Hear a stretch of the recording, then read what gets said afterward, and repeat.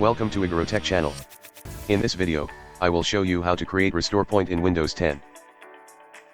A system restore point is an image of the system configuration and settings in the Windows registry that helps in restoring the system to an earlier date when the system was running perfectly.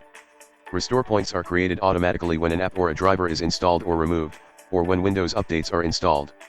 You can click the Create button, however, to manually create a restore point if you are making a change that won't trigger the automatic creation of a restore point, such as moving the shell user folders or editing the registry. To create a restore point manually, follow the steps. In the search bar, type Create System Restore Point. Open the app. Under the System Protection, click on Configure. Click on Turn on System Protection.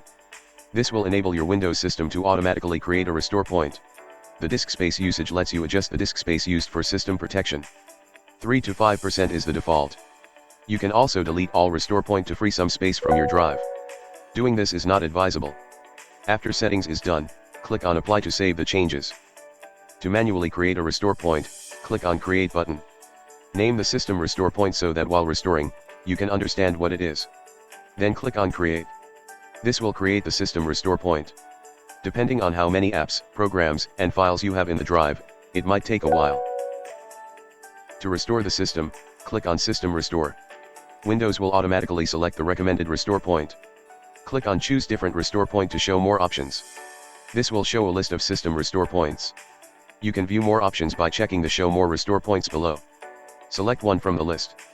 You can check the affected programs by clicking here on the Scan for Affected Programs. If you're sure with the selected restore point, click Next to proceed with the system restoration. Finally, click on Finish and it will start restoring from that point. When done, it will automatically restart your system and begin restoring. This covers how to create restore point in Windows 10. If you have a question to ask, leave it in the comments below and I'll do my best to answer it. If you found this tutorial is helpful, please give us a thumbs up and don't forget to subscribe on our YouTube channel. Thank you very much for watching and have a great day.